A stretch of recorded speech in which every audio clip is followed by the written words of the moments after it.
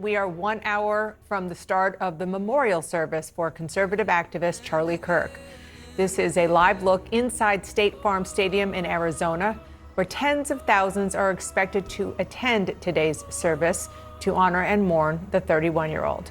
Kirk was shot and killed in broad daylight at Utah Valley University during a campus event 11 days ago. The ramifications are vast. The human horror, especially among friends and supporters, and the political reaction, a presidential promise to crack down on critics and leftist groups. Kirk's memorial will feature a lineup of speakers from the highest levels of the U.S. government and the MAGA movement, including President Donald Trump, Vice President J.D. Vance, Kirk's wife, Mrs. Erica Kirk, who has taken over the leadership of her late husband's Turning Point USA movement. She is also slated to speak. We have a team of correspondents covering this memorial service, and we begin with Arlette Saenz. Arlette, you are inside the State Farm Stadium. Let's start with you. What do we expect from that stage today? Well, Dana, we're not even an hour out, and already this stadium appears to be near capacity as tens of thousands of people have gathered here to memorialize Charlie Kirk. This event will really draw in the top political leaders in the country.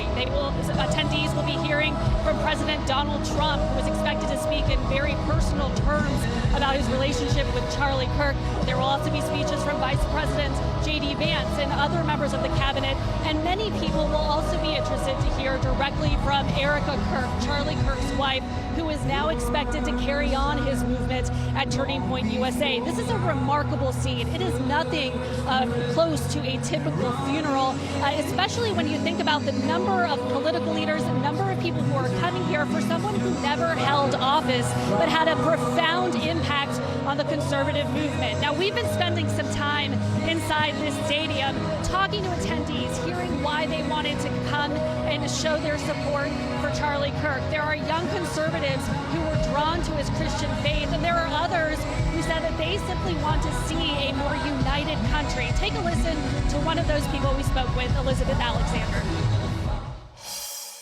If you believe in something that somebody else doesn't, that your life can be taken from you, people willingly give up their lives to fight so that we can speak our minds and believe different. And I think we really need to focus on that kind of stuff instead of hating on each other and spreading hate. I think there really needs to be more coming together from both sides to stop the violence. Now, as you can see and hear behind me, this almost has the feel of a mega church. There are worship songs, people dancing in praise. Many of the attendees are dressed in red, white, and blue. That was a request from Turning Point USA as they sought to honor Charlie Kirk's life. There is also a little bit of political organizing going on here, as we have seen people trying to encourage people to sign up to vote, also inviting them to future Turning Point USA events. So certainly this could also be used as an organizing moment, but for many attendees here in the arena today, they simply want to honor and memorialize Charlie Kirk and the movement that he really helped push forward for conservatives. All right, Arlette, thank you so much. I want to now go outside the stadium. Josh Campbell is there. Josh, this is a very big event with so many people, which also means that security is a huge, huge aspect of what officials are focused on. That's absolutely right. And it is gridlock here outside of the State Farm Stadium, really a testament to how many people wanted to come here for the ceremony honoring the slain conservative activist Charlie Kirk. We're here at a Secret Service checkpoint going into the venue. Of course, this has been declared a Tier 1 event, meaning a high level of security, checkpoints, multiple checkpoints in and out of this area, not only because of the large number of people, but also because of course, who will be in attendance here. The president himself, as well as several members of the cabinet, will be here on scene. That, of course, means a very robust security presence. Now, a law enforcement source did tell me that there's no known credible threat to this event. That is something that obviously investigators always want to be on the lookout for, but the security is certainly very strong. Now, I want to move from that to talk about the people who are actually here, because we've been interviewing a lot of people who have come from all over the country. And I can tell you, Arlette alluded to this just a moment ago, that the stadium is now full. People have been turned away who were waiting here for hours hours and hours in line, but they do have other areas that they can go, the overflow areas. So as you see people coming behind me, that's what they're doing. But I want you to have a listen, because one thing that always, whenever we cover a story, we want to know about the people. What are they thinking? Why are they here? Take a listen here to some of the folks we spoke with. Charlie played a huge role in me coming to Christ and me finding Jesus. He's sowed seeds in my heart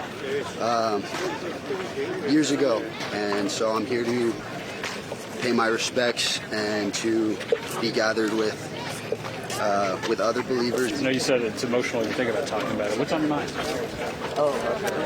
I just feel like it's great to see so many people come together believing in Christ, and that we have to stand together, and there's more of us than they are the evil.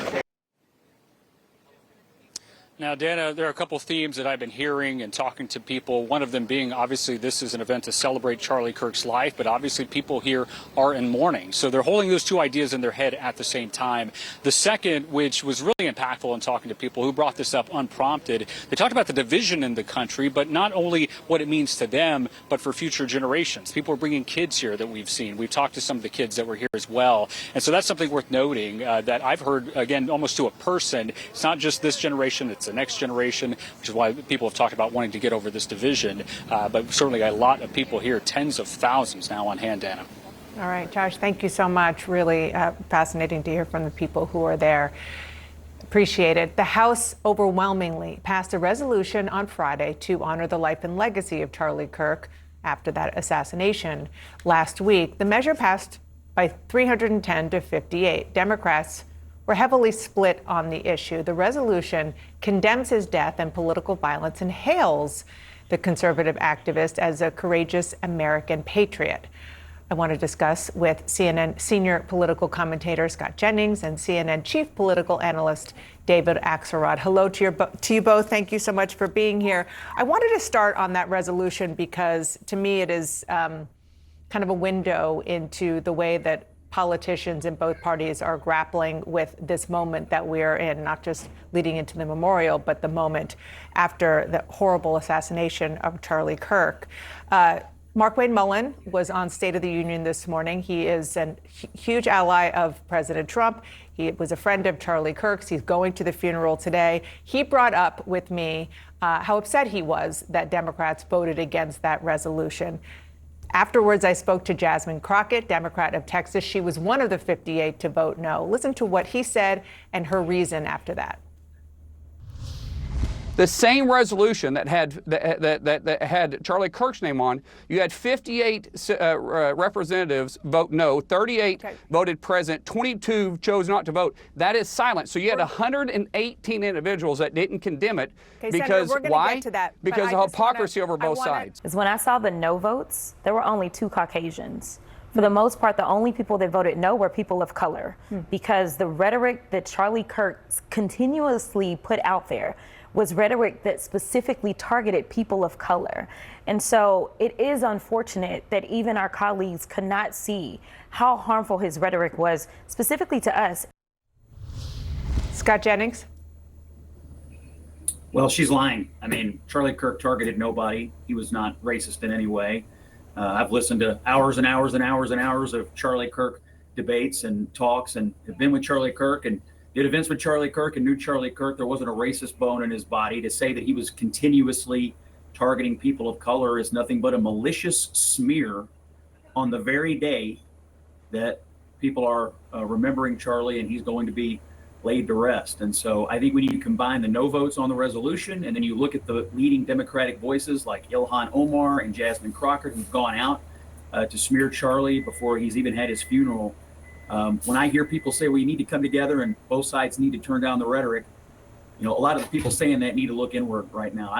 I was shocked at that. Well, I guess I shouldn't say I'm shocked by her, but I was a little stunned by what happened this morning. David?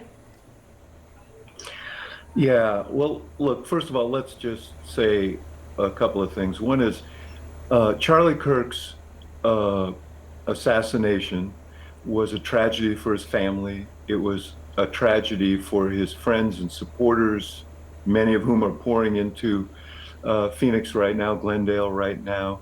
And it was a tragedy for the country because it was an assault on free speech. And the willing and the ability to express oneself in the public square that is so fundamental to our country, and that's what Charlie Kirk was doing. It is not, you can, whether you call something racist or not, that's a discussion. Charlie Kirk said things that were offensive to black people. That doesn't, I don't want to sully this day of mourning by getting deeply into that debate, but that's just a fact, you know, and we can go through some of them here. I don't really want to go through that exercise, but I don't also want this to be the occasion for continued division, continued hate, continued violence. And one of the things I'm going to be looking for today is, to the people who are coming there to mourn, will they get the kind of ceremony and service that they deserve and yearn for, or will it just turn into a political rally where you know, this horrible occasion will be used to further divide and galvanize? That would be a loss for the country. And Scott, we saw some of what's already going on as everything gets underway for the memorial service. We heard Josh Campbell talking to people there. The feeling is, of course, sadness, but it is, I mean, you can even see right there, it is kind of, as Arlette said, like a mega church. There is a lot of spirituality happening in that giant stadium. And that is an open question, what happens when the politicians start speaking, despite the fact that they were genuinely very close friends with Charlie Kirk.